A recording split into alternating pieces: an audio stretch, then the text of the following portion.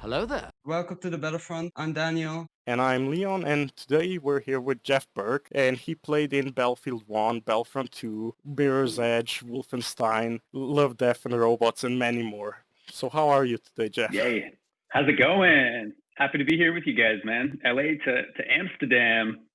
Pretty amazing. It's great to have you, Jeff.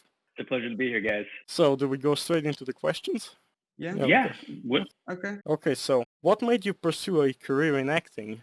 in acting? I think it was one of those things when I was a kid. I love to make my family laugh, and I found that once I got that attention, it felt kind of good. It was like, oh, people listen to me.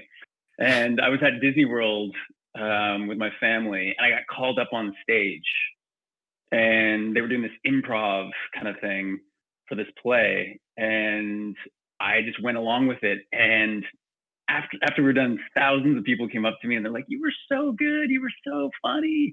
I'm like, "This is kind of like a drug. This is pretty awesome. It's instant gratification. It's exciting and fun, and people like me." And that's kind of where it started, and it's definitely grown from there. But that was where the seed was planted. How old were you? Yeah, how old were you? I mean, I was like 11 when we did that trip, but before then, I always loved like putting on little plays at home with my sister, or in school when people would have to do like a project. People would put up like a Bristol board with like their information and pictures and stuff like that. I would shoot a movie, and it was back when my dad had this big RCA camera, and so like it would be this big thing on his shoulder, and I didn't have any editing equipment, so I would do all my videos with like live in-camera edits. So like I would do the one angle, and then I'd get my dad to run over and do the other angle, and then he'd go back, and I'd present these videos as my projects. And to me, it just kind of I was like, why would I want to just do a two-dimensional thing when I can really bring this to life? And the teachers loved it, the students loved it, and I had more fun with it. So, yeah. I was wondering, how do you prepare your voice before recording? So I basically there's like a morning warm up. It starts like from the moment I wake up. So like if I know if I'm recording, you know, the minute I'm in the shower, I just start humming to start to get like the vocal cords moving. And then some of the weirdest sounds, like if other people would see what I'm doing, they'd be like, "Is this an insane asylum or is this an actor getting ready?" Like I don't know which one it is, but just like doing all sorts of like high pitched noises, low noises, and then start to get my tongue woken up, get my cheeks woken up. It's just like fine tuning every little point so that when you're working, you don't even have to think about anything. It's like I like to do a lot of like vowel sounds and just to make sure that my tongue gets around those sounds. So when I'm working, we're just like going. Yeah. Do you record in a booth or just while having the mocap suit on? I do both. So for the jobs, you mean, or for auditions, or? Yeah, just for your parts in Battlefront 2, for example. So in Battlefront 2, my part was all recorded in mocap. Yeah. Basically, we call the studio is called the Volume. You've probably seen that, and all of my work there was in the Volume. With Battlefield 1, I did both. So I did weeks and weeks of mocap work where we were shooting the cutscenes and that kind of stuff, and then a lot of the in-game play I did for months after in the studio. And it's kind of cool, like some of the technology now where you're in the studio, but we have the dots on the face. So like there's a camera in the vocal booth. So they're still catching my facial movement just in case they need it for somewhere else. Yeah. But it's mostly like, you know, when you're carrying the gun or something like that, and you can hear me like yelling at other soldiers, all that stuff is done in the vocal booth. Yeah, that's pretty logical. Considering it's magical how it comes together. Like for actors, like I I love bringing the character to life, but I have no concept of how it goes from what I do to what you guys see in the game. Like when it shows up in the game, I'm just like, these guys blow my mind. It's incredible. Yeah. I mean, it's pretty interesting, like considering that when people play the game, they can go wherever they want to go. They don't play the game as they pretty much is intended. They still go search around for details and stuff like that. Because of that, we record so many different options. So like if we record stuff if a player decides not to move and they're just standing there, and we record stuff like, hey, something wrong? What's going on? Yeah. If they go in the wrong direction, we're like, hey, what are you doing over there? So we record so many different options just in case the player does something that's not along the path that the developers had imagined. It won't be like a dead zone. Yeah. Yeah, I get those messages where you're standing still and yeah, that's hard. Okay, so yeah. I guess I'll on to the next question. Okay, so how do you prepare for motion capture acting, and how does it differ from acting in movies? For me, it's the same thing. Like I've heard some awful things where actors are like, "Oh, it's not real acting; it's video game acting," and I completely, utterly disagree. I will defend acting in video games to the end. It's for me. I feel like you guys as players your expectations have come so much higher of what you expect from a game, and I don't feel like you deserve anything other than the best performances. Yeah. So for me, I prep the same way that I would for a movie or a TV show. The only difference is when you show up for work, there's like a 2-hour session, like time of getting into the mocap suit and getting the dots on your face and getting, so whereas a movie you have, I'll go into hair and makeup and that'll take, if I don't have any special makeup, 30 minutes, 20 minutes, you're in and out and it's no problem. We show up on a video game. Well, breakfast is like an hour before we start. You can show up anytime, just kind of chill and get warmed up a little. And then we hop into, they stagger it. So like one of the actors will start getting into the suit and then they wait like 5 or 10 minutes and then another actor starts to get in. And then once they're in the suit, then you move over to makeup and you start getting the dots on the face. And then you move over and start getting the markers on your body. And they do it kind of like an assembly line. And then once everyone's done there, then they start to ROM you in. So we go onto the volume and we do all these, we start in a T-pose so that the developers can get all of our body. And they ROM us in. Basically, we do all these different movements with our head and face and knees up and lunging so that they can get all different elements of how the body moves. Yeah. And then you do a vocal one to get your dialogue in as well. And sometimes like they'll do a couple actors at the same time. Sometimes they do just whoever's ready just to keep it moving. But the whole process, often it takes 2 hours. And then was that Daniel? Is that for everyone? Like even the smaller roles? Would just walk by in a hallway, for example. Yeah. So for instance, I was in Long Shot too. Yeah. The Madden game. Yeah. And I basically played every high school football player in the game. You wouldn't even know it's me. Like no one would have any idea that it's me. But I would have to ROM in, same kind of thing. There was like a crew of 4 of us that would be doing all those kind of smaller roles, and we would kind of go into our suits at the same time and go ROM in at the same time. But everybody has to do it. So it's a really cool process. Yeah, it sounds like it. But you said that the volume was just for the cutscene, for recording the cutscenes, right? Cutscenes, so for instance, for Battlefront 2, I had a ton of scenes, but like my biggest scene that you would know is the first scene with Iden. Yeah. So like we shot that in the volume, and then everything else, I was basically every stormtrooper in the game. There was 4 of us. That were every stormtrooper and every rebel soldier that you saw in the single player mode. That was us. And so we did all of that stuff in the volume. Yeah. But what about the multiplayer stormtroopers? Was it for multiplayer? So I didn't have any with Battlefront 2. I didn't have any work on the multiplayer. But for instance, whoever did, if there's in-game stuff, same thing as what I did on Battlefield 1. So like all the mocap, any movement, body movement you see with a human being, that's all done in the mocap studio in the volume.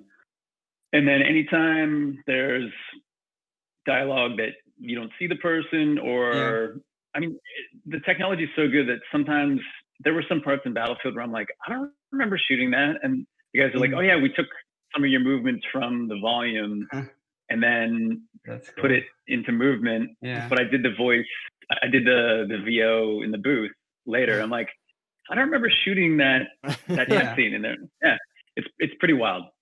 Yeah. So what's the difference then? Is there a difference between motion capture acting or just for a playable character or a character in a cutscene?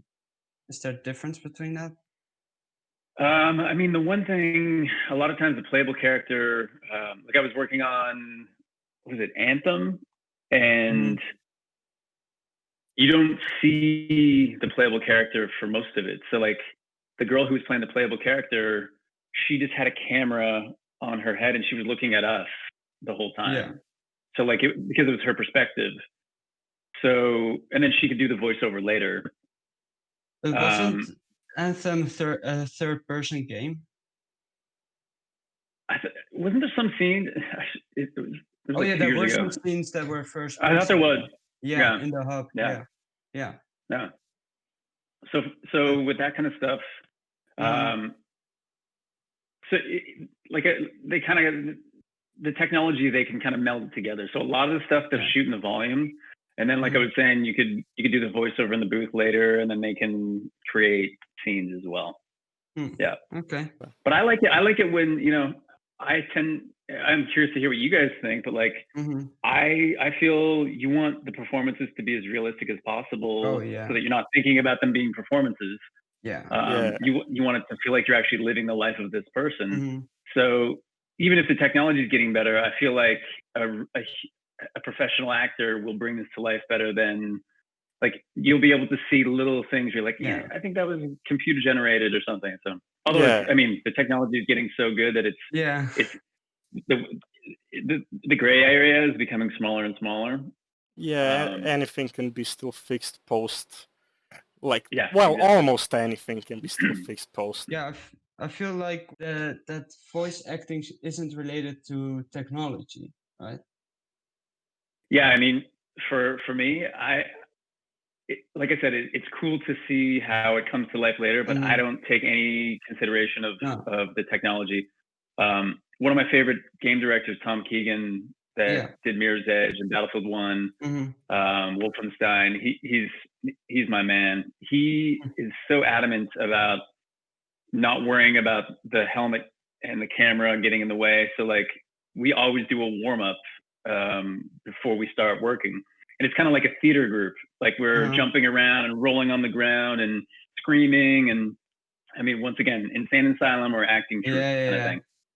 And I love doing that because it brings me back to my theater training. And but the thing is, he's like, if the camera gets knocked off, he's like, let the tech guys deal with that. We'll get it back. It's fine. Like I want you to be living the life of this person and not concerned about the fact that there's a camera right in front of your face. That's one of the toughest things at the beginning for new mocap actors. It's like the camera's right here, and sometimes you'll get too close to someone and like bump cameras, and you know, if you have to hug, it's like a weird thing with your head to go around. And so he's adamant about, do not worry about the camera. If it gets adjusted and it's off, we'll fix it. Just stay alive in the scene.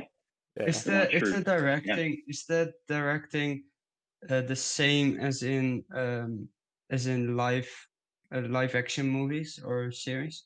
It is to a point. It's a very, very interesting hierarchy in video games. So Hmm. whereas on a film, let's say you have Christopher Nolan, the head of Yeah, the film, yeah, everything kind of trickles down from him. yeah. So the feel of the movie, the sound, the colors, the Hmm. casting choices, everything trickles down from him. Whereas with a Yeah. video game, the voice director, I was surprised by this at first. He's kind of like in the middle. So you have like Uh, the creative people on top and the CEO of the hmm. company and like all of these other things. So Tom will be like our man when we're filming, but Hmm. then all of a sudden it kind of is out of his hands, which is Yeah. such a strange thing coming from film. Like, Hmm. oh, so you have no say what happened. He's like, it's very, very strange how it works, but there's just a different hierarchy. Yeah. Yeah. But I mean, for the actor, is the directing any different than Mm. when playing in a movie? No, this is same thing. It's like truth, live the life of this Hmm. person, Yeah. be truthful under imaginary circumstances. Um, um, I don't see it any different than film. Mm. What I do love about it, because we have the freedom of 360 degrees of cameras, Yeah. and the cinematographer goes in after and can move the camera positions. Yeah.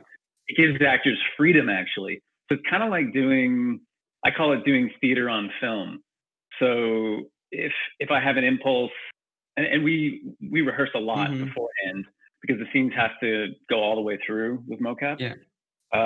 If you have an impulse to move over somewhere else, it's Hmm. okay as long as it makes sense for the scene to do that. Yeah. Whereas in film, you have to Huh. stay, like when the scene is shot, we would just do this and then we'll back it up and do a wider shot Yeah. and then do another angle. This is like, it's Huh. organic and moving. And so I don't have to worry about what my frame is. It's very freeing. Huh. Yeah. So yes, But yeah. I consider it like there's no video game acting is acting. Well, the next question is you kinda answered it, but still, what do you like more, acting in movies or in video games? Oh man, it's like you know you guys love video games so much. It's like Hmm. I'm sure you have a favorite game, but you love playing all games, right?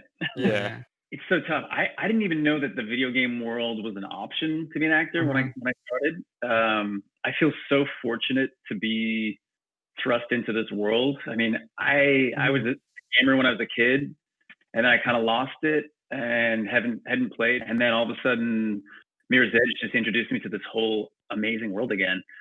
So what I do love, like I love how like you guys, for instance, I love the gaming community, how involved and how supportive, and also like if the game sucks, people will trash Yeah. about it, Uh, and they will not hold back.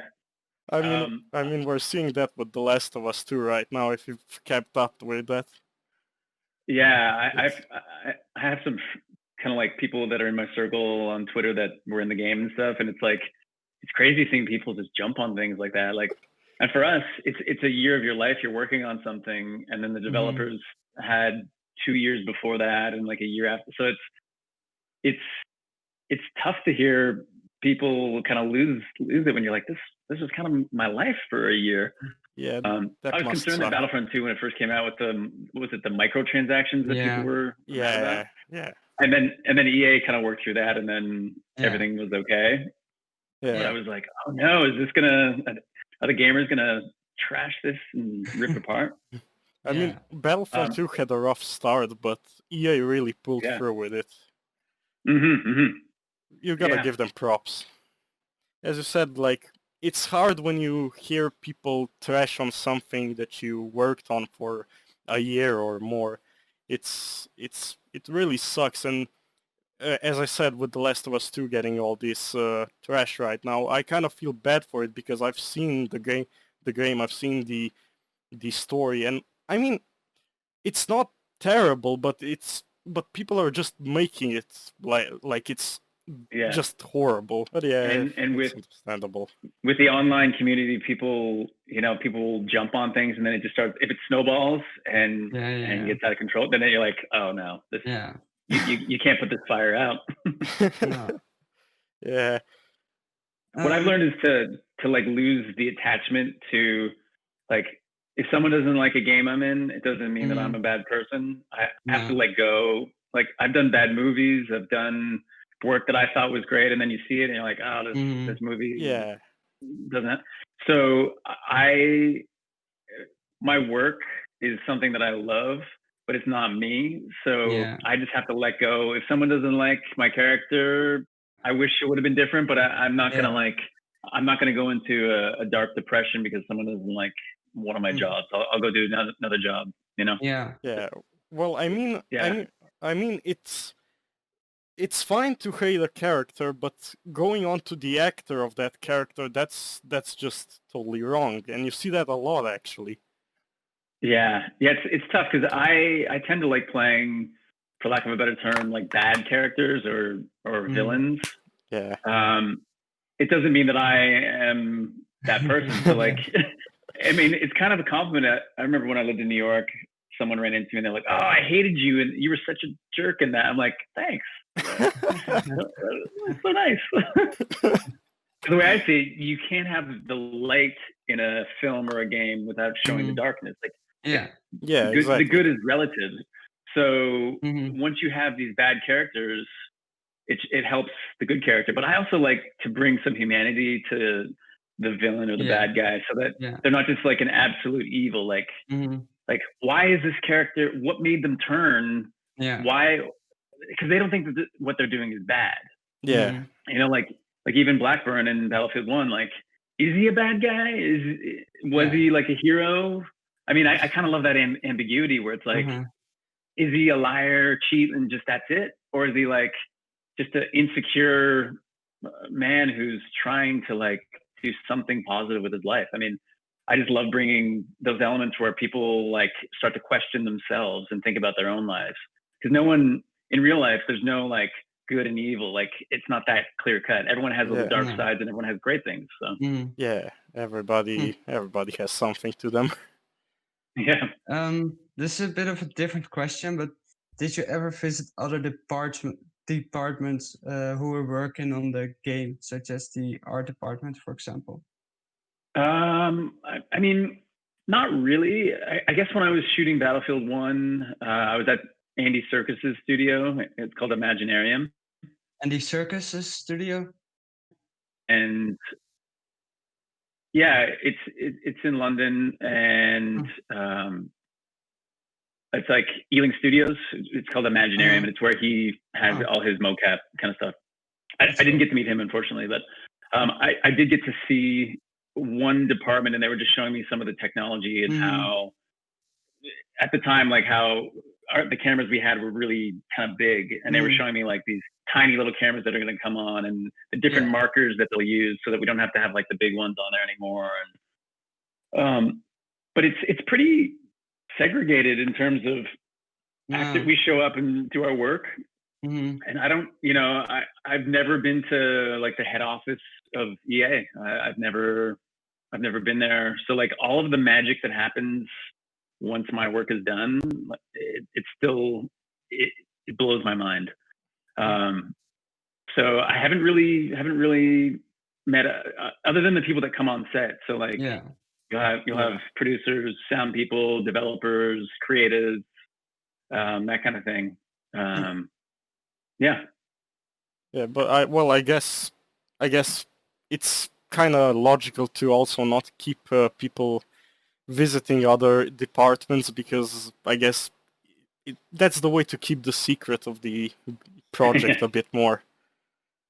But I mean, it's so funny because we are like, when I book a video game, they don't tell us quite often. I didn't know that Battlefront 2 was a Star Wars game. Like, it was called something.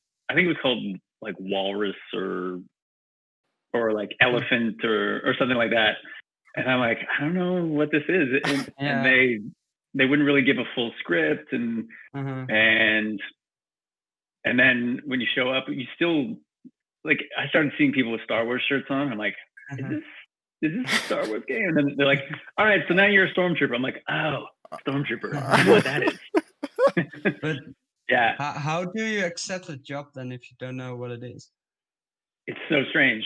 So now that was actually a big thing. Like we went on strike for a year, which I believed in, but it was kind of really slowed down my career.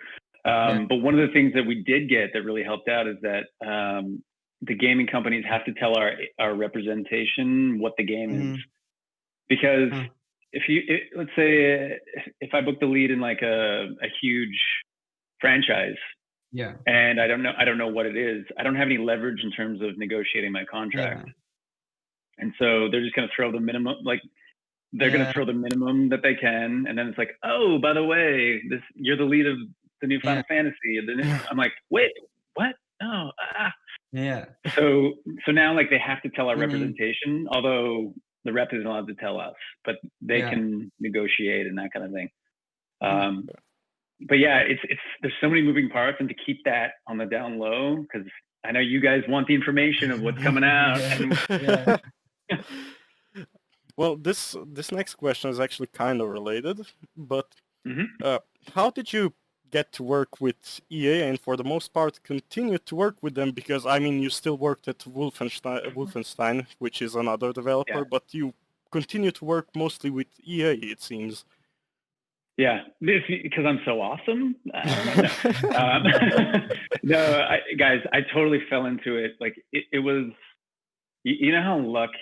I consider it where preparation meets opportunity, and I've been preparing for big jobs my whole life, with training and just consistently like working, being around actors, and just like living the life of an artist. And so I had this audition, and normally if it's like a Saturday, like a weekend audition, I'm a little leery. I'm like, why are they casting on the weekend? Is this like a non-union thing? Because I don't do non-union. And I'm like, all right, what's the deal? And of course, with video games, you don't know what it is. So all I was told is you have this audition Saturday afternoon at 3:30. Show up at this place. So I show up, and the casting director, Emily Schweber, who is now like, she's she's a friend. They have like this gate, and actors have to buzz in, and the office is small. So if someone's auditioning, they don't answer the buzzer, so you can't get in. So I was buzzing and buzzing and buzzing, and there was no response. So I decided, this is probably like some pathetic project, and it's not worth my time. I'm just going to leave, go home. Yeah. As I'm turning around, I'm just about to leave, and another actor comes through the gate, and I just catch the gate and ran in. Do my audition, get a call back, and then I get another call back, and I get to meet Tom Keegan, and it turns out this is Mirror's Edge Catalyst. And at the time, I had a big beard. It was just like, I was growing it out, just to be, wanted to be my macho side. And when you do mocap, you can't have any facial hair. And so I had the call back with Tom Keegan. We hit it off. Things are going great. He called me up and he said, all right, you got to shave your beard. I'm like, oh, so we're doing this. We're doing this. And that was my first game. And so Mirror's Edge was such a cool experience. I mean, the people I got to work with, I knew nothing about the gaming world. I knew nothing about mocap, and just kind of learned on the job. And I also learned that Tom was the kind of guy that I want to work with. I mean, he's an actor's director. He's super collaborative.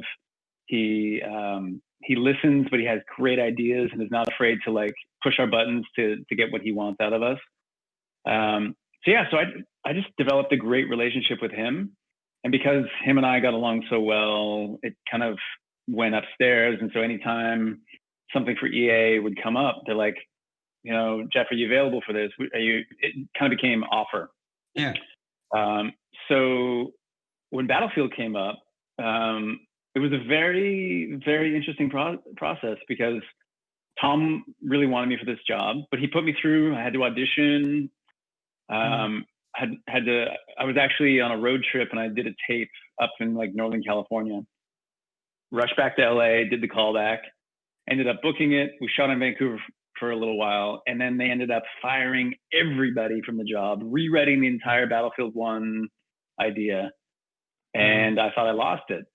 And then they were recasting in London, kept going, trying to find some American that would be able to shoot in London, couldn't find it, came back to me, I re-auditioned, got the job again. So then after that, after those two experiences, Tom and I kind of became like, all right, we're going to work together. And he would call me, for Battlefield or Battlefront 2. He said, look, I don't have a lead role that you're right for, but you're going to have a month of work and be part of a really cool project. And I was like, sign me up. Let's do this. Yeah. And so I was just on set every day, getting to work with all the leads of the game, got, to be part of the Star Wars franchise, which since I was a kid has been a dream of mine. And then those relationships just keep on developing. I met somebody there that was like, oh, you should come and be part of Anthem. And, Jeff is great. Let's come and do a couple roles on that. And, come with Wolfenstein. So it all became about relationships. Yeah. Yeah. Can you talk about what Battlefield 1 was before the change? Yeah, I think so. The writers stayed the same throughout the whole process, even when it changed. But I think there was just like a real rush to get the game going before it was actually ready. And so a lot of the things that we shot were tossed away, but there was a couple elements that were kept, like stuff with the big blimp, stuff like when I jumped out of the blimp into the water, we kept that. But everything else, the storyline was totally scrapped. Can you talk about like details of what it was before the change? It was more story. Yeah. They didn't really know what. It wasn't specific enough yet. Didn't really know where it was going, and I think they realized that after the week of shooting, and I was like, okay, we gotta make some changes. And I was devastated, like losing that job. I was like, oh, this really sucks. But then getting it back just made it even sweeter. So yeah. Yeah. But it's quite the up and down for sure. Yeah. Yeah. I mean, yeah, because you had the main role, you must have felt like you were gonna lose a big job. Yeah, and at first I kind of took it. I kind of took it like it was like, oh, am I doing something wrong? Like, am I not good enough? Actors we have a lot of like, what about we worry about me? Am I okay? Do you like me? And I had to let that go because I realized there were so many moving parts that just weren't in place at that point. And it wasn't about me. And it was such a bummer. Like the actors that they didn't bring back, they were great. And they've gone on to do huge things. But it just didn't work out. And yeah. Can you, sorry to ask it again, but can you like name missions that they threw away? It wasn't even that specific yet. I think that was one of the problems that it was my story. I think it was already that, but just the storyline, they didn't know where it was going. Like with the stealing the planes, they didn't have any of that. There was like Wilson was American. There was like this evil German guy that was like after us, that he was the main character. It wasn't flushed out. Was Wilson still played by Michael Gibson?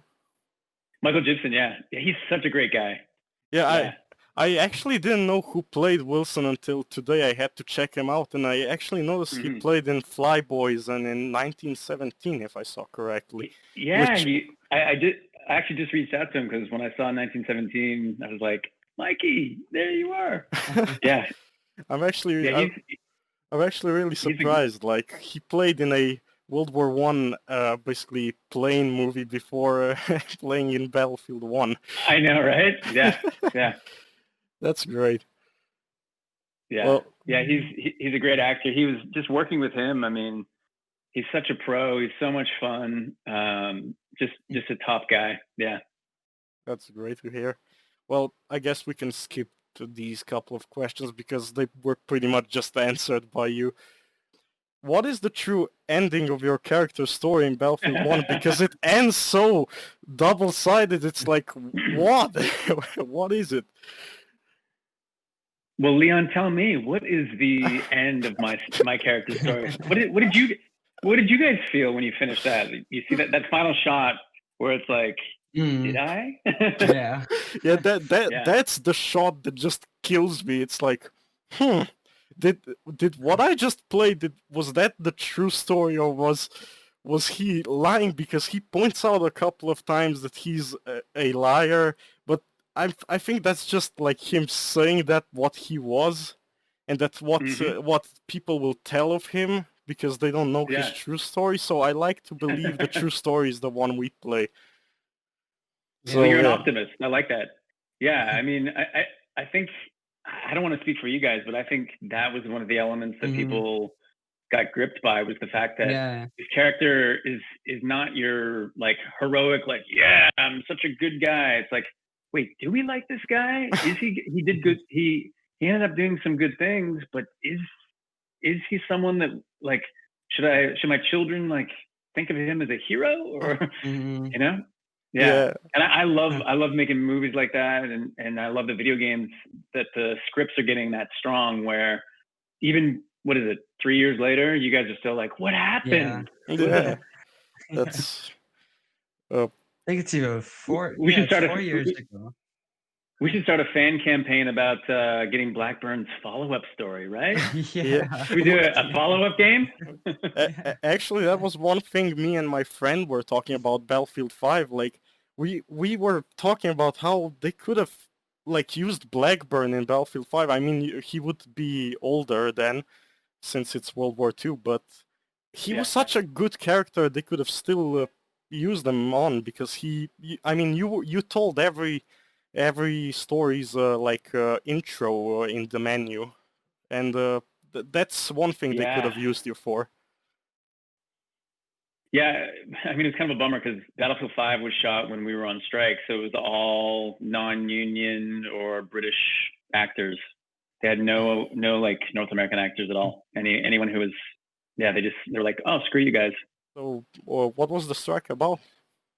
The strike was about, so when we do film and television, basically the production companies and studios, they share the profits. So when, let's say I do an episode of NCIS and you guys see it in Holland, every time it plays, I get a little bit of money.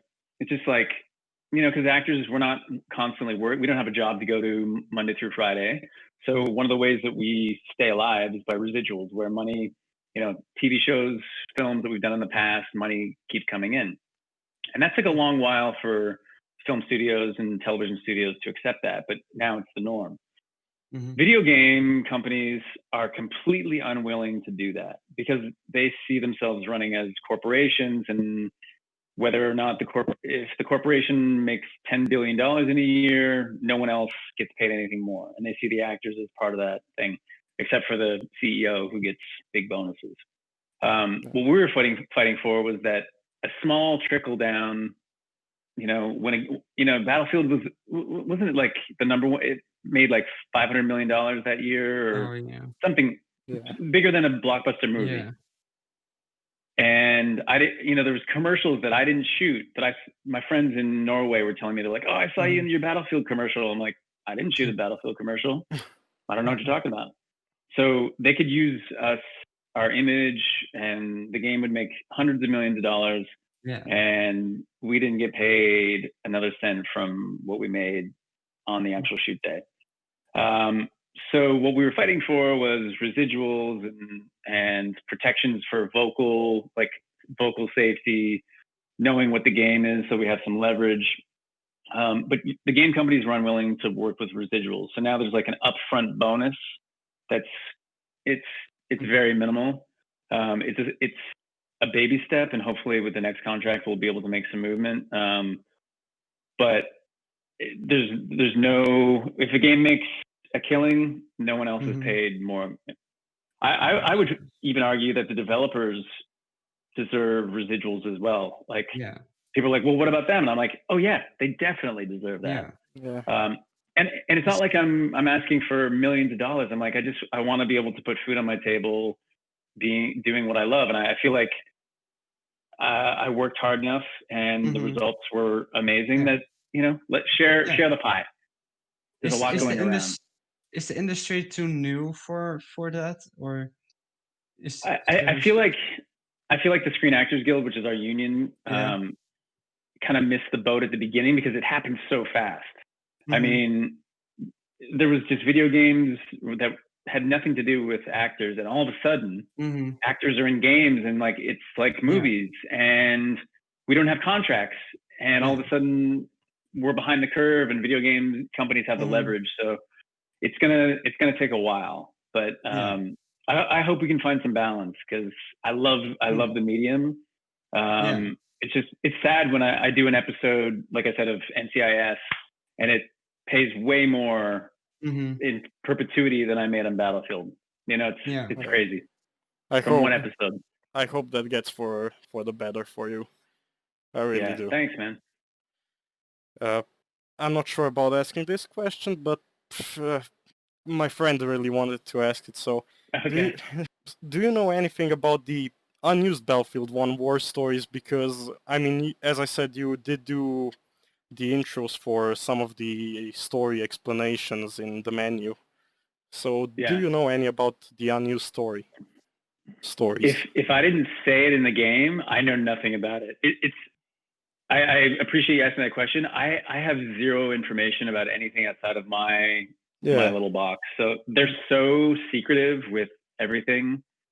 I mean, I didn't even get to see full scripts until I showed up on set. You know, for a while, you know, Mirror's Edge, for instance, there was rumors about downloadable content or something. I remember reaching out to the producer. I'm like, yeah, a lot of fans are asking me what's going on. Like, I'm not going to say anything, but is there anything? And they're like, we can't say. We can't tell you. So, like we were talking about before with the departments, we are kind of the last to know. If I sometimes I'll just get a call like, you know, we need you for voiceover for this. And I'm like, oh, I don't even know what that is. And they're like, this is the new downloadable content, or this is something new that's happening. But until I get that call, it could be in the works for years, or nothing could be happening, or like you guys were asking about the stories. I have unfortunately, like, not even NDA wise, like I'm hiding it from you. I actually have no idea. Is that the same with movies or series, or is that way different? Yeah, I mean, it depends. Like, a lot of times, you know how social media is so huge. Like you guys graduating high school now, you've grown up with social media. So social media now, it's one of those things when you're filming that people are so afraid of. So a lot of times I'll take pictures when I'm shooting an episode of something, but there is no way that I will post anything until the day that episode comes out. Because I've heard horror stories of people getting fired from jobs just because they post something. They're like, oh yeah, working on this Star Wars game, it's so awesome. And then next thing you know, they're not working on the game.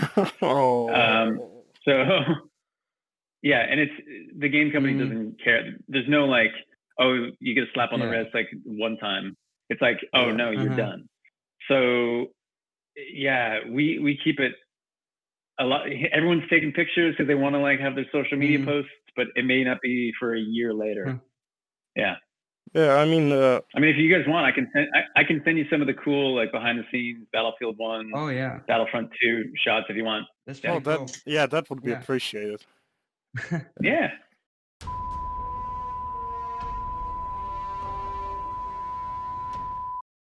I didn't say anything. No. Move along.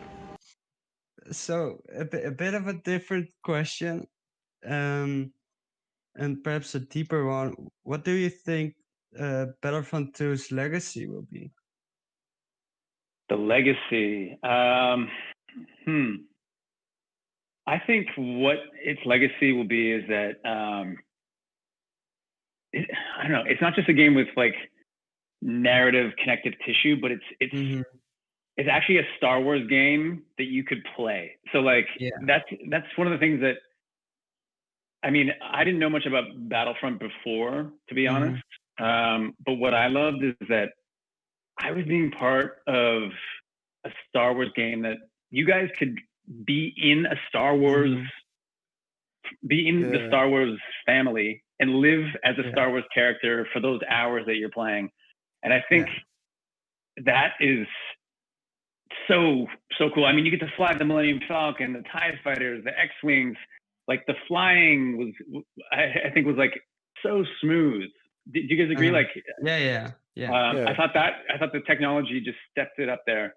But for me, being a part, like where you get to be in a Star Wars game, that is going to be its legacy, where you're living that life. And I think that's, I don't want to put words into your mouths, but I think that's why your generation is loving games so much more than movies. Because I grew up with movies, and I love games, and I was always like into it. But for you guys, you get to make the choices of the character and kind of determine where the movie goes. So you're not just sitting back and watching the movie. You are in the movie, and the movie goes on for hours and like multiple hours. Kind of like how people love. Like TV is so good now. Like you watch Game of Thrones for 8 to 10 years, you feel like you're a part of that. And the same with being in a video game or playing a video game. You're making the choices and you're becoming part of that family. And I think that's incredible. I mean, I think one thing like that video games really attract people is because that's exactly the thing. You feel more like you're into it. Like movies are great. They are absolutely great to watch. But in video games, you can really get lost in the world if it's really done well. Yeah. Yeah, you have enough Red Bulls and sit there for hours and you're good, right? And for me, like I find the community of gaming is so incredible. So like, hello there. Welcome. I'm Jeff Berg. We're here with the Battlefront. So do we go straight into the questions? Do you guys know each other in person?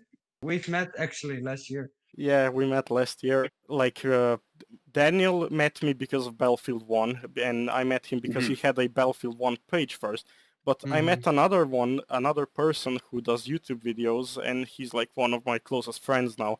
And then all of us, Daniel, and then the other guy who's from Australia and me who's from Slovenia, actually met in Vienna because the Australian guy was doing a European tour, and we decided, let's try and meet.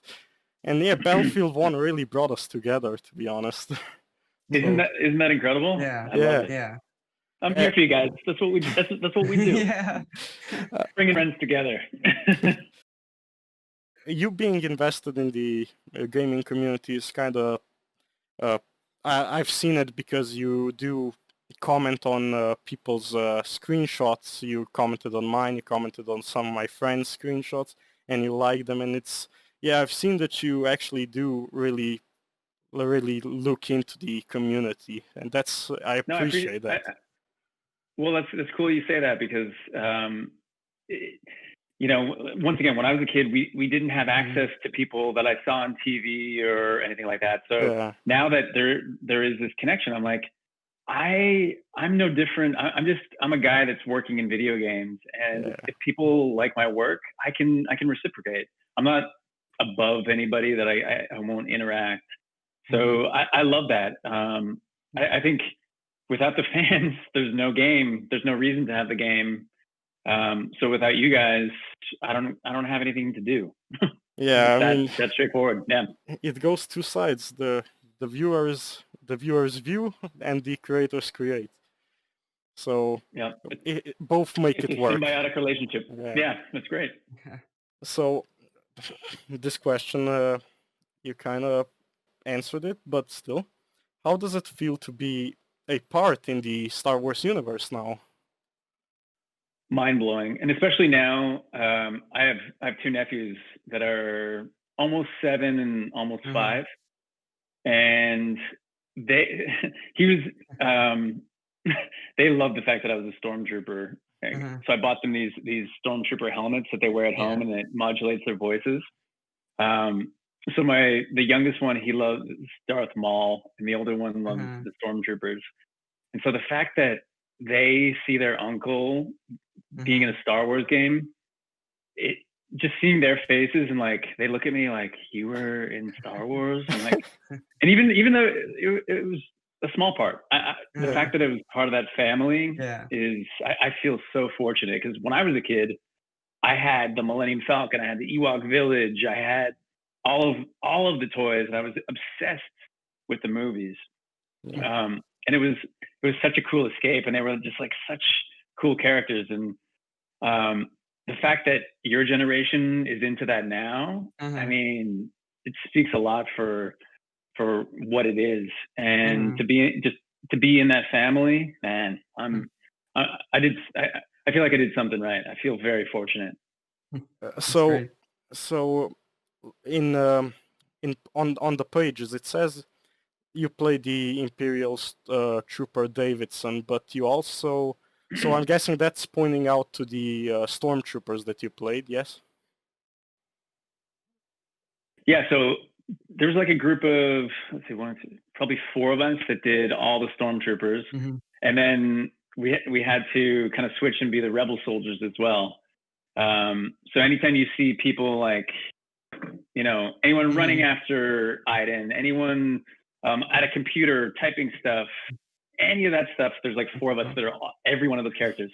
And it's kind of fun because we would be having our own little conversations that weren't mic'd at the computers, and we try and make each other laugh and see if we could like get them to break character. But it's so cool how like the challenge of trying to find something different in the physicality that, I mean, you guys wouldn't notice that it was all me, but I for my challenge, was like, all right, so maybe this guy, his shoulder's like a little bit up and walks a little differently. For the Rebel soldiers, they were a lot more casual. Yeah. Whereas the Stormtroopers we were very much like, and the Rebel soldiers were kind of like this. So that was a ton of fun. But yeah. But who was Davison? I mean, you played in the campaign. You only played the Interrogator, right? Yeah, so I didn't do face capture for my character Davison, but it was the very first scene with Iden. When you open the opening of the game, when Iden, that's me. Yeah, but that was the Rebel Interrogator, right?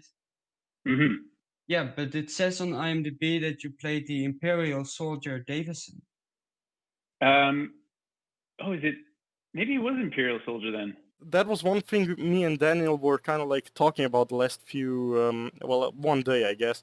Like, because you play the Rebel Interrogator that interrogates Iden, and you, as you said, you also do the Stormtroopers and some Rebels in the campaign.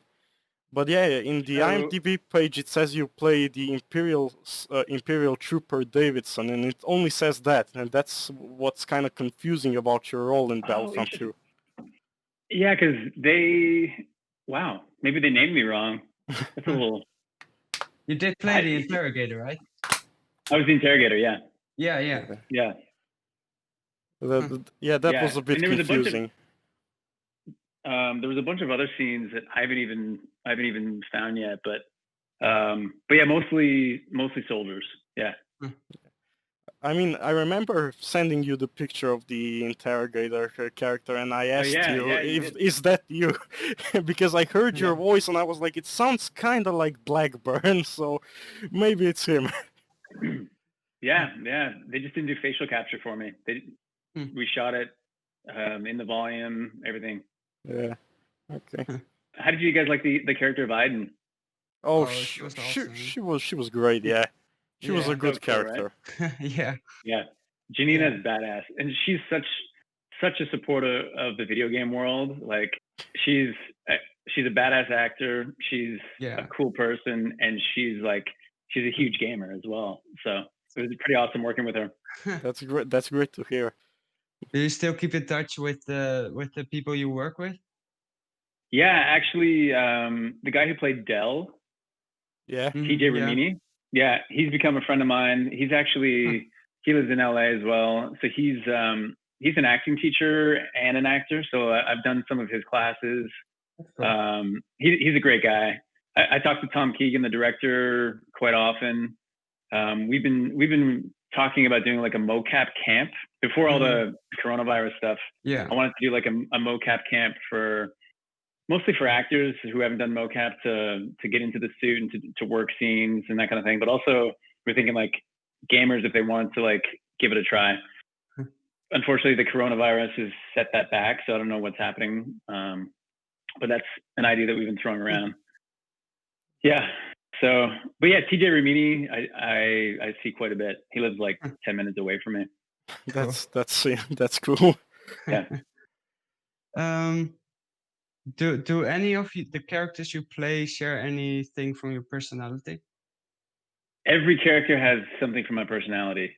Even so, the way I like to look at my characters,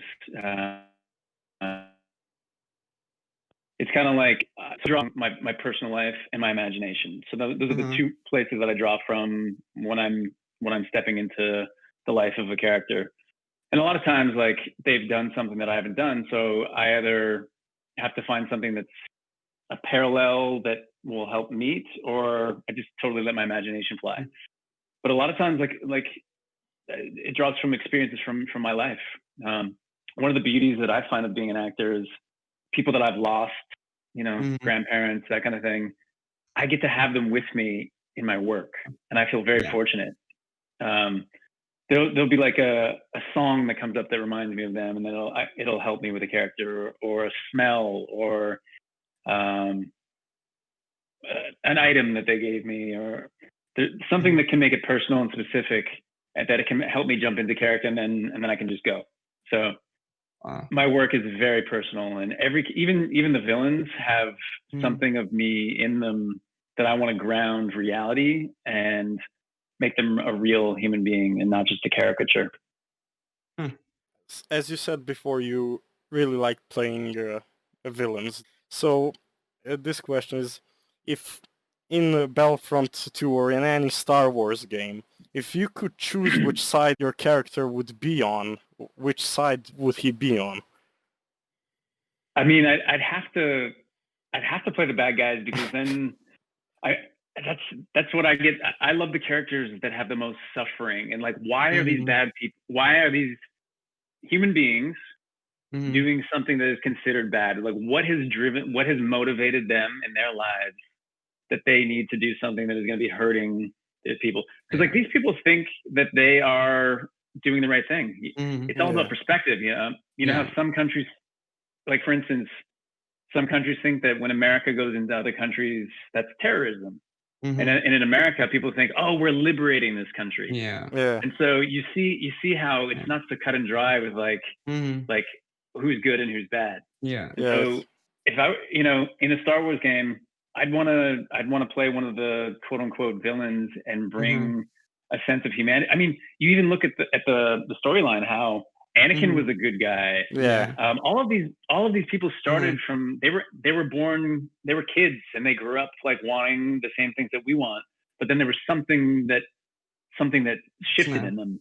Yeah. And Star Wars brings out the dark side, and so it makes it like this evil thing. Yeah. But like, why is the Emperor? He wasn't just born a little baby that was like, I want to hurt everybody. It's like, no, there's something that happened to this person that they went down this path. Yeah. And like putting together the puzzle of why that happened. That's what gives me juice in working as an actor. Like there are people that have the face and the character for like those rom-com, like all American, like good guys, that heroes, and they have a place in film and video games. It's just not for me. It doesn't excite me. Well, what did you consider Blackburn to be in Battlefield 1? Well, this is what I loved about him. He wasn't good or bad. I mean, off the top, you're like, oh, he's a gambler, he's a cheater. Like, these are all bad things. And he steals a plane, and he like, but then all of a sudden he helps people, Yeah. but then it's like, wait, did he? Yeah. Did he help these people? Yeah. So the ambiguity, Yeah. just when I read that part of the script, I was like, yes, this is awesome. Yeah. Because years later, I'm going to be talking with Daniel and Leon, and they're going to be wondering, what the hell? Is this guy good? Is he bad? What's his story? What's the deal? Yeah. I mean, I guess you can say the same for like in the original trilogy of Star Wars when Han Solo appeared. You didn't. People then didn't know if he was a really good guy or if he was just working in his own interest. I mean, in the start, he starts in his own interest, and then he slowly comes to help the Rebel Alliance against the Empire. Yeah, because he was just about the money. He was like, whoever's going to pay me the most. Yeah, take me to the cantina. Let's have some drinks with some weird aliens, and whoever pays me the most, we're good. Yeah. And in the end, died for his son. I did a Han Solo book narration. Oh wow! Because it was like I was the narrator, but they wanted it to kind of be like a Han Solo type delivery, and I was like, "This is great! Like he's just kind of a swashbuckling, like yeah, whatever happens, happens." Wait, which book did you narrate? I forget what my nephews had it. It was like it's like when the Han Solo, that movie Solo came out. There was it was like a kid's companion reader. Yeah. It was 2 books, and it was fun. It wasn't like not a ton of people read it, but like my nephews, they still sit in the car, and like my brother-in-law will play it. How did you get into that? Or did you into the voice narration? Yeah, I mean, it's so cool because acting is so up and down. We have to have our fingers in all different kinds of pies. So,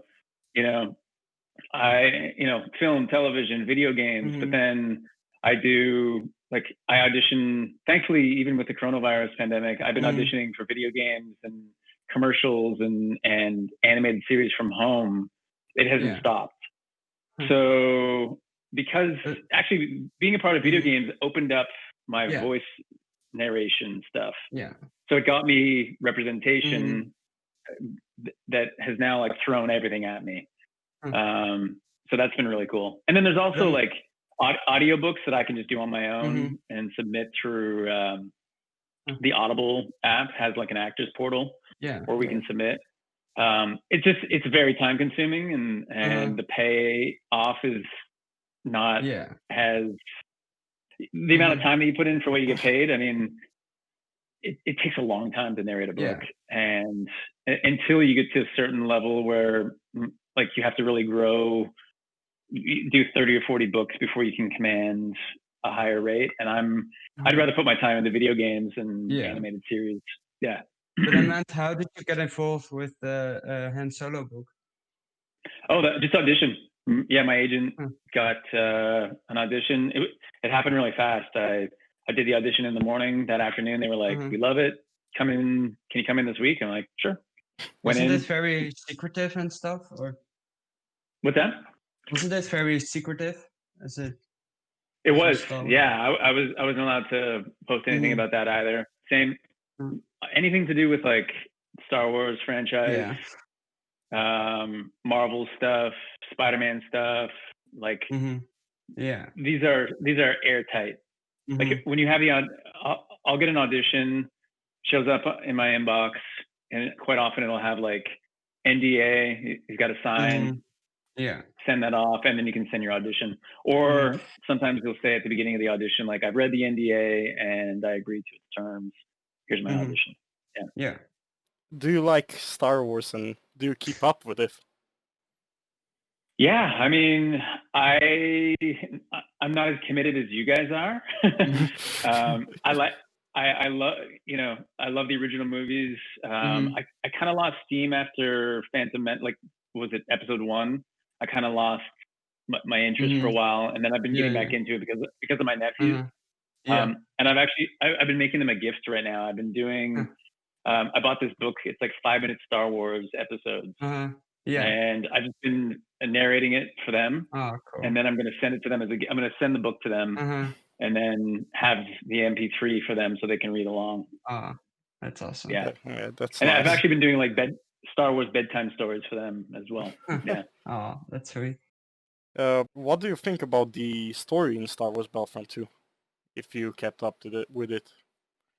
Honestly, guys, I've never even played it.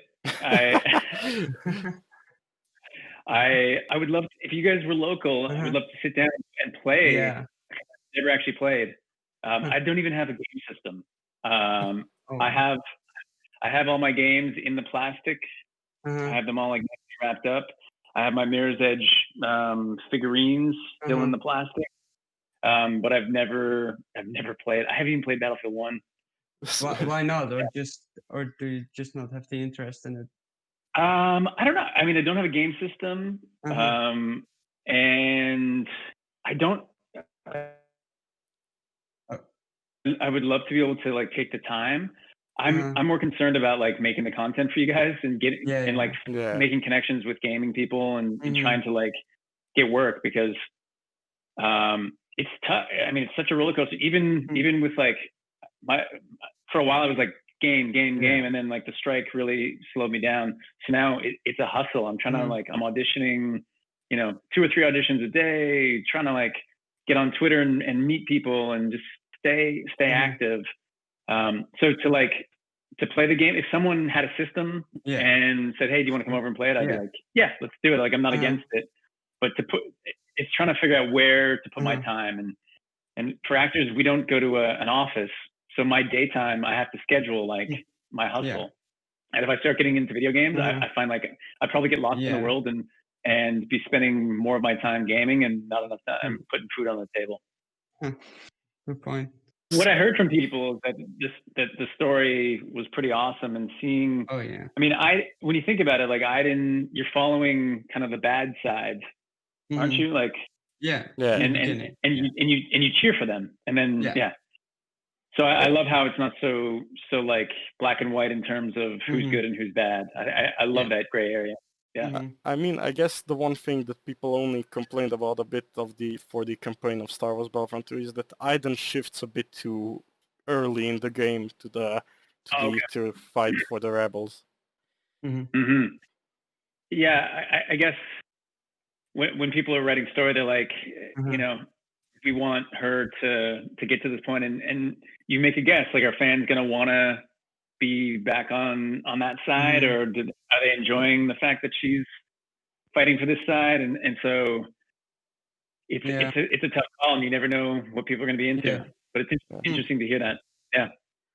Yeah, I mean, Battlefront 2, the new one, had to like up the old Battlefront 2, which people really enjoyed because of, I guess, nostalgia and but it's still a very good game in terms of like it's replayable. But the campaign actually went from like you playing a clone trooper to going first being on the light side fighting for the Jedi, and then it switched because of the Order 66 that happens in the movies, that clones switch against the Jedi, and you play through that, and you still keep playing through to the Empire, and you just keep playing the dark side characters. And I think that's one thing that people were disappointed about, because they still wanted to kind of have that real dark side campaign. But I didn't mind the Battlefront 2 campaign. I still really enjoyed it. I think something cool is that it's got you guys talking about it, right? I mean, that's a cool thing where, like, well, why did she turn so quickly? Why did this happen? I mean, that's great content, I think, where, we're still questioning Clyde Blackburn. We're questioning Iden choices. I mean, Daniel, in philosophy class, you're gonna be like questioning all the stuff. There's no right or wrong answer, right? Yeah. Actually, I actually mentioned to Daniel how I saw that you played in a Disney Channel movie called Phantom of the Megaplex, and now years later you played for Star Wars, which is owned by Disney now. So it's so crazy. I mean, one of my first commercials was a Paramount commercial, and then I did some Paramount work, and then I think that was my second movie, and then Disney parent company. and those were in Canada. Like I'm from Toronto originally, Yeah. and I shot that in Canada, and then coming full circle, it's pretty awesome. Yeah. I've got a bit of one last Star Wars question, I think. Do you know anything about squadrons that you can talk about? I don't know anything, man. Okay. What is that in terms of like a new game or? Yeah. It's a new game. They announced a new game. Oh yeah. Oh yeah. I'll tell you one thing that I do know. That I'm not in it because I'm very sad. So it was filming last January, and Tom was like, "Jeff, would you like to be a part of this again?" I was like, "Definitely. Let's do this." So they didn't know when we were going to be filming. He's like, "We just need these dates available." I'm like, "No problem." And I booked a movie, and I was shooting in Buffalo, New York, and I was in Buffalo. It's like the last day of filming. I think it was like a Friday night. They're like, "Yeah, we need you Monday morning." I'm like, "Perfect. My flight's on Sunday. I'll be back in LA Sunday evening. Go to work Monday morning. Shoot the Star Wars game. No problem." Sunday in Buffalo. I don't know if you know Buffalo, New York. In the wintertime, it is freezing cold. The storm came out of nowhere. It was just like, snow, ice, wind. We're on the plane, and the snow is coming in sideways. It's just like the plane's shaking, and they're like, we can't fly. And I'm like, oh my god. Okay. So I get off the plane. They cancel the flight. I'm trying to get on another flight. I get on another flight that night. Canceled. I book the earliest flight out. So it's a 3-hour time difference. So I book like a 6 a.m. flight, and I call production. I'm like, "Look, I'm probably gonna be able to make it like by like 11 a.m. I can make it on the set. Can we do it?" They're like, "Yeah, no problem." That morning I wake up, flights are canceled again. Everything gets canceled, and I don't make it to shoot. So like I had to make the call that morning. I'm like, "You gotta find somebody else." And so then it ruined it, and I didn't work on the game because of that. I was stuck working on an independent film and didn't get to work on the game. It was a real bummer. I was financially devastated, but also like just once again being part of the game of this franchise. Like it hurt. It really, and they understood. They were bummed not to have me a part of it. But that's all I got, guys. I got nothing else other than I'm not in it. It's still a great story though. Like it sucks that you didn't make it. Yeah. It's funny, I didn't even know it was called Squadron at the time. So when you said that, I'm like, I don't know. They tell us nothing. They try and keep the secret real well. I mean, the game was called Maverick when leaks were coming out about a new game, and it was called Maverick. So maybe that was the code name. There's a different code name even from that. Oh, so it's a code name for a code name. Yeah. Okay, that's interesting. So do you want to go into Love and Death, Daniel? Yeah, I had a few questions for Love, Death, and Robots. Did you do mocap for that? No, so there was mocap already done when we recorded. I think they did the mocap in Romania or something. And then while we were recording it, they had the screens up with all the mocap, and we would match the performances of the mocap actors. Oh wow! Yeah, but it was so cool. It was like working with Tim Miller. He directed Deadpool. Oh yeah, and the latest Terminator, and just working with him, he was so cool. Yeah, and that piece was so gritty. I mean, it was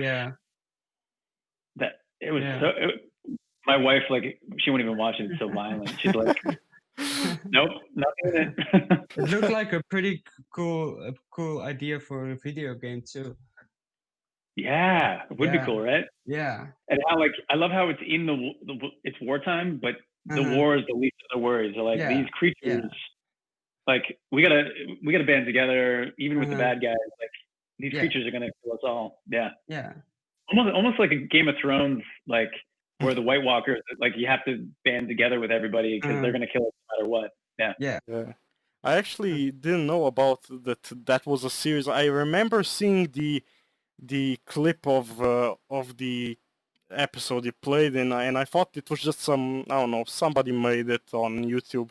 And then Daniel comes, I think yesterday, mentioning this series, and I'm like, wait, I saw this before, and then he mentions that you played in it, and I'm like, what the hell? Yeah. We've just got a few left.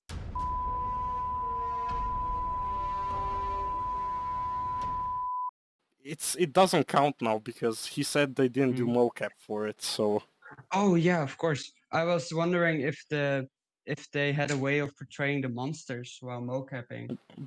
Yeah, it wasn't mocap, but I remember we did a couple sessions. So like the first session was just the mocap, and then the second session we had to like fill in. There's a lot of like, what's really cool about voiceover for like animation or video games, you have to fill in the sounds that are happening. So like when we all walk into one of the cabins and there's some people around, all those voices have to be filled in.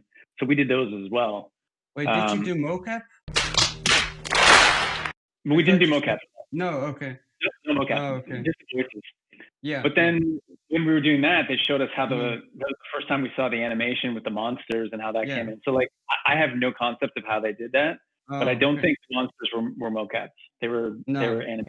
Yeah. It seems very hard to act without there being monsters present or anything like that. Yeah, I mean that's why they pay us the big bucks, you know, the imagination. Yeah. I mean, I've seen in some like motion capture or even in movies where they use like just a ball on a stick or something to represent where something is, so people can imagine like where that is. So, yeah, I mean it's tough with that because the way that we're trained, the way that I was trained was, you know, you give truthful reactions to real stimuli. So when you're talking to a tennis ball, I mean, your imagination can only go so far, and it's weird responding to that kind of thing. Yeah. But what's cool is a lot of the prop guys these days are so good at giving us the material, like building a wall with like a sliding door on it. So like when we enter and exit, we actually have something to pull on. So you're not just like, if I had to mime that, I'd be like, this is weird. We actually have like a door that we can pull on or stairs that we can walk up. And they're like, there'll be a screen on the wall in the volume, and it's like you can see the life of the scene already before we've even shot it, because they've designed like, okay, this platform goes up, these stairs go up to this platform, and when you get up here, there's a wall here, and you can't go through this. So this piece of tape is actually a wall that you can't go past, and they're really good with giving us the tools so that we're not stepping through walls for you guys and stuff like that. That's cool. Yeah.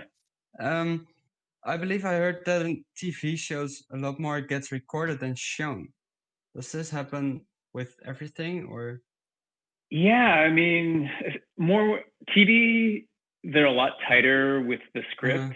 So like, a lot of stuff you shoot will show up.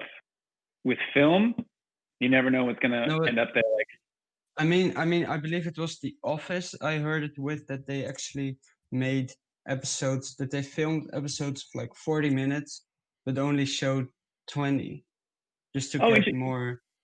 Yeah, I mean, The Office is very specific in terms of they would do a lot of improv. Those guys, they have a script. The script is basically like, this is where the story goes, and then these actors are so like witty, and they just kind of play off, and they'll just keep filming and filming and filming, and then the editors make the magic to put the story together. So that's why for them they'll shoot a ton more. You ever watch Curb Your Enthusiasm? Same kind of thing. Like, no. Larry David will just give them, this is where the script goes, this is your relationship with your characters, play. something more formulaic like Law and Order, NCIS, Blue Bloods, you're like the script is pretty set. And yeah. I mean, like my last guest star, the only thing they would let us roll a little bit past where the script was going. We'd keep playing.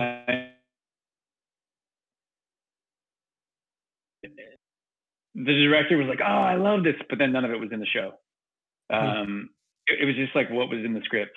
But with film, a lot of times you'll shoot entire scenes that plot lines will disappear from the final cut. Yeah, I've heard stories of people who, you know, it's like their first major feature film and they're all excited and they go to the premiere and they're not even in it. You know? Yeah, that's why I've heard that Revenge of the Sith was actually like 8 hours or something. And, and Apocalypse Now was even crazier or something. Oh yeah, Apocalypse Now. The amount of footage, they were just constantly rolling. Like he would, like Coppola would just sometimes just let it roll, and like obviously you've seen the movie, right? Yeah. So you know the scene where he like punches the mirror and is like bleeding all over. So supposedly that scene, he's really drunk, and they just put a camera in that room and let it roll and just let it play. And so like he really punched that mirror. He's bleeding all over, that kind of stuff. And like with Brando showed up on that set, never having read the script. He was getting paid $1 million a week. He'd never read the script, and he didn't know his lines. And he would just sit there and just monologue. I don't know if you've ever seen the making of the movie. That's a pretty good impression, by the way. That was a pretty. He would just keep he would just go on these monologues that weren't anything to do with the script. But Coppola would just keep rolling and rolling and rolling. And then this is why it takes him so many years to edit it, because it's like you just have hours and hours of footage, and it's like, what is the movie now? Like, no. I mean, Apocalypse Now released another version of it, like I think a few years ago. The redo. Yeah, that's amazing. Oh, I wanted to ask something. How about like just improvisation in mocap? Is there any? There's less in mocap in the actual shoot, from my experience. But in rehearsal, there's tons of room to play around. So Tom, we rehearsed like a play, and he'll set up the scene. And then we have the ability to like play around and move where we want to move. And like sometimes one of my favorite rehearsal techniques is like doing the scene without saying the lines from the script. So you have a beginning, a middle, and an end with your fellow actors, but you put it into your own words and what you're actually feeling. So like that kind of improv, but less when you're shooting. On the shoot day, we're pretty much like, the writer wants to hear his or her words. Yeah. And with mocap, what's interesting, what's different from film, we film the entire scene. So like if someone messes up in film, you kind of just keep going, they stay in it.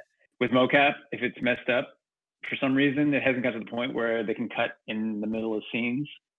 So you have to finish, do the entire scene. So that's a bit of a challenge. I've done scenes where people like they mess up on the last line, or you're like, "Come on, we had it." Damn, that must suck. Yeah, doing a long scene with then messing up at the end. That's. Yeah. But we get to you get to run it quite a bit, and then the director will be like, "Okay, take 6 was our select, and the B choice was take 9 or something like that." So the director will have their favorites, and then they go in later and see what they like. Yeah. Cool. Are you in anything that you can talk about that's still upcoming? Let's see, that I can talk about. There's a really good one that I can't talk about. Can you say what it is, if it's a movie or a show or nothing at all? I can't even say. Oh, wow. One thing I'm in this movie called Black Goat that's going to be coming out Uh-huh. hopefully in the next little bit. I don't know where, but I'm the lead in that, so that's pretty cool. Right now, basically, it's just been there's no auditions happening, nothing's casting other than video games and voiceover. So I'm hoping film and television will get back going soon because Jesse's got to work, got bills to pay. But yeah, I'm creating. Actually, what's kind of cool? This is early days, but I'm creating a mocap series that I want to develop for television that will kind of be like. You ever see that show Extras, Ricky Gervais? Yeah, I think so. Yeah, it's kind of like behind the scenes of extras on film sets. This will be like the behind the scenes of making a video game from the acting perspective. Because I heard there's a show out now called Mythic Quest that it's from the developer's perspective. And I was very sad when I heard that TV show came out because I thought they stole our idea, but it's so different than ours, and I want to have more, like lots of mocap. Yeah. Yeah. That's cool. Yeah, that's it, I think.